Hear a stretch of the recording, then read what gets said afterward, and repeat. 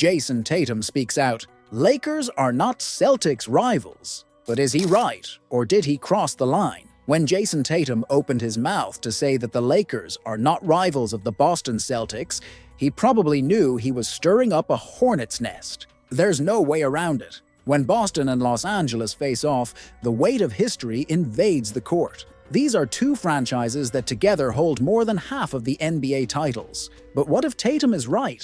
Does this rivalry still exist, or is it trapped in the past? The statement dropped like a bomb for traditional fans, but it raises a discussion that few have the courage to touch. What defines a rivalry in the NBA today? If we're talking about recent emotion, the Philadelphia 76ers and Miami Heat have given the Celtics far more headaches than the Lakers. Against the Sixers, Boston has starred in some of the hottest series of the last decade, always with that Cold War atmosphere between Joel Embiid and Marcus Smart, now with Drew Holiday taking on that role. Meanwhile, the Miami Heat eliminated Boston in 2020 and almost did it again in the epic 7-game Eastern Conference Finals in 2023. But here's the detail that almost nobody talks about. The Celtics keep beating both teams. When it comes to balance, Celtics versus Sixers is practically a green monologue. Since Tatum arrived in the NBA, Boston has eliminated Philadelphia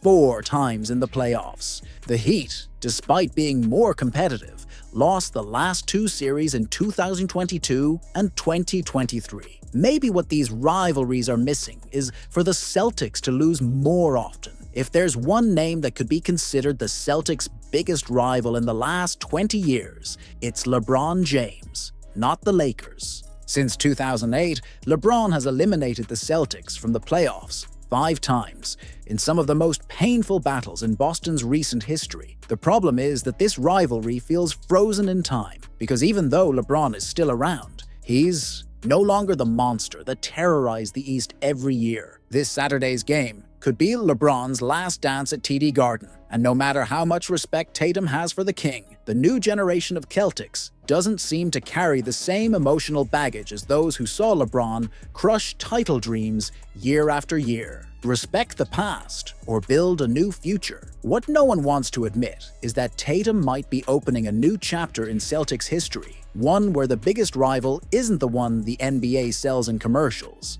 but the one who stands in the way of the title today. But this pragmatic vision might sound like disrespect to those who grew up watching Larry Bird staring down Magic Johnson or Kobe Bryant crushing the dream of Banner 18 in 2010. The question that lingers is, what carries more weight in a rivalry? History or reality? Maybe the biggest proof that this rivalry still exists is this. The simple fact that Tatum said it's over is enough to spark the discussion. Tatum is right when he says the Sixers and Heat are more immediate rivals, but he might have missed the mark by dismissing the Lakers so coldly. What he forgets is that rivalry isn't just about frequency, it's about feeling. Celtics versus Lakers will always have an emotional weight that the Sixers and Heat will never reach, even if they meet 10 times in the playoffs. Saturday's game may not be for a finals spot, but no one will convince TD Garden that there's nothing special about seeing that purple and gold jersey on the other side of the court. In the end, maybe the rivalry isn't dead, it's just waiting for one more finals to rise again.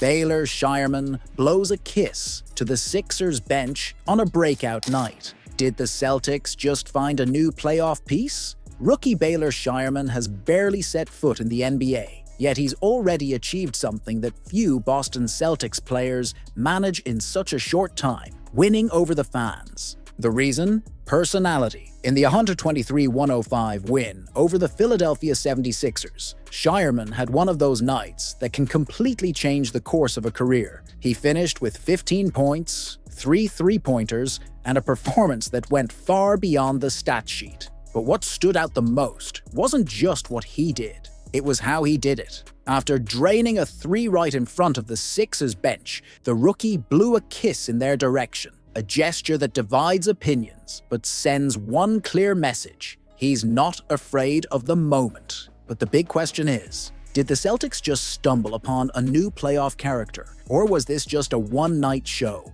swagger, or over the top? Whenever a rookie taunts a rival, the same question always comes up. Is he crossing the line, or just showing confidence? The truth is, Shireman seemed to know exactly what he was doing. Trash talk is an art in the NBA, and it's usually mastered by players who not only talk the talk, but walk the walk. The kiss wasn't just a random joke. It was a message to everyone who doubted him since draft night. Baylor entered the league with the "too old to be a rookie" label. He's 23, coming from a smaller school like Creighton, and was only selected with the 30th pick in the draft. A lot of people thought he wouldn't even make the Celtics roster. He heard all of that quietly. Now, on his first real opportunity, he not only responded, he made sure to rub it in the opponent's faces. This isn't just confidence, it's personality. And if there's one thing every championship team needs, it's guys who don't flinch when the lights get brighter. The perfect fit for the Celtics' identity. The kiss to the Sixers bench goes far beyond trolling. It might seem like just a playful gesture, but in reality, it fits perfectly with the identity the Celtics have built in recent years. Since Joe Mazzulla took over, Boston has become a team that loves stepping on opponents' necks.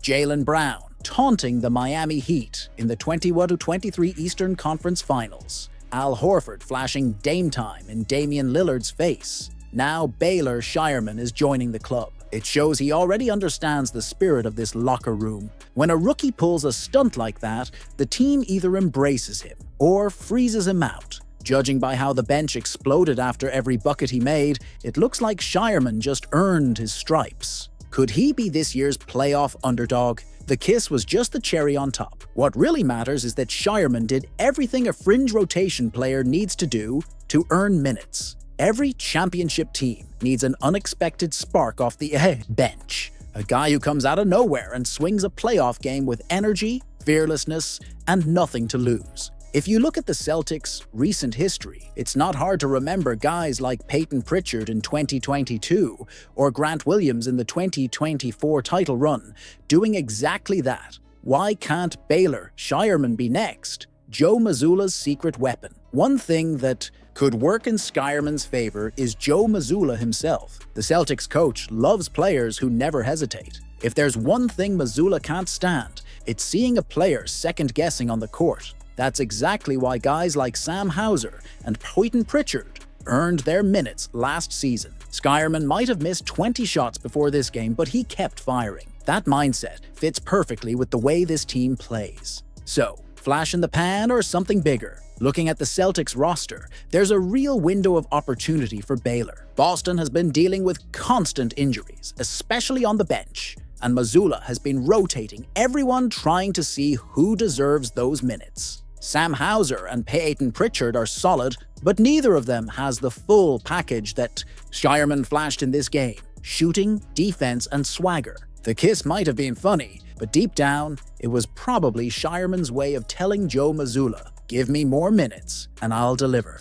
Could the Boston Celtics still bring in a surprise reinforcement for the playoffs? Time is running out, the regular season is nearing its end, and the Boston Celtics roster seems practically set for the decisive phase. But seems doesn't mean is true, and when it comes to Brad Stevens, we know everything can change in the blink of an eye. The franchise has already made its final adjustments with the arrivals of Torrey Craig, Miles Norris, and the release of Jaden Springer. But there's one detail nobody is talking about. There's still one roster spot left for the playoffs. With the team leading the Eastern Conference and holding the NBA's best record, many believe the Celtics don't need to make any more moves. But could that confidence backfire when the games really get tough? NBA history has shown that having an experienced name at the end of the bench can make all the difference in a championship run. So the question is, will Brad Stevens settle with what he has, or does he still have one last trick up his sleeve for the final stretch? Since waiving Jaden Springer, the Celtics have 14 players on the main roster, one below the playoff limit.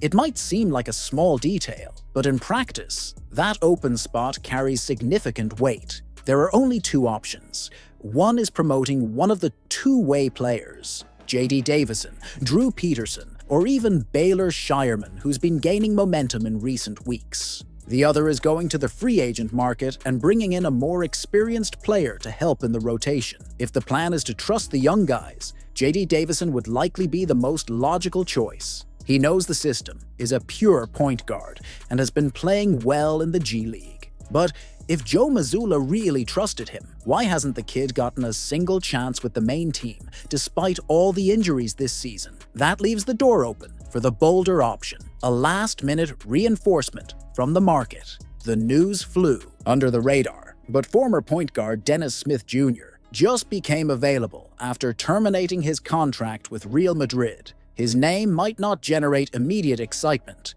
but maybe that's exactly why this signing would make so much sense for the Celtics. Dennis Smith Jr. is no longer the explosive kid who entered the NBA as one of the most athletic players of his generation. Time passed, injuries piled up, and the hype faded. But in recent years, he reinvented himself as an elite defender, exactly the kind of player Brad Stevens loves to have in the last roster spot.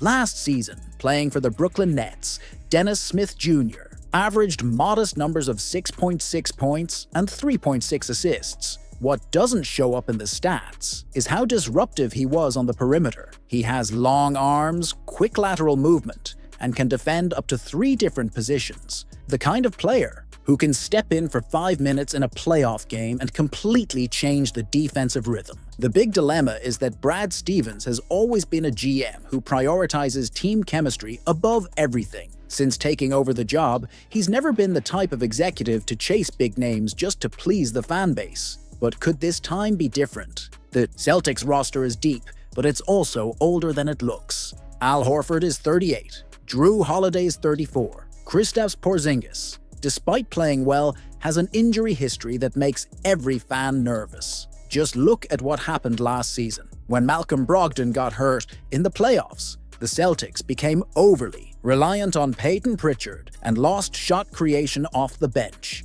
something that ended up costing them dearly against the Miami Heat. If Brad Stevens doesn't bring anyone in now, he's basically betting that everyone will stay healthy until June. And everyone knows NBA and health don't mix when the stakes are high. Do the Celtics have the best team in the NBA today? Yes. Are they the favorites for the title? Yes. But what nobody is talking about is that this window might only last one more season. Al Horford will likely retire at the end of the year. Drew Holiday and Derek White are in their 30s and already feeling the physical toll of the season. And there's one uncomfortable truth nobody likes to mention. If the Celtics don't win the championship this year, Jayson Tatum himself will start feeling the pressure to seek another path in his career, especially now that Luka Doncic, Anthony Edwards, and Shai Gilgeous-Alexander are beginning to shine in the playoffs. Brad Stevens knows he can't afford to leave any stone unturned. If the Celtics lose the title because of a lack of depth at point guard, nobody will forgive him.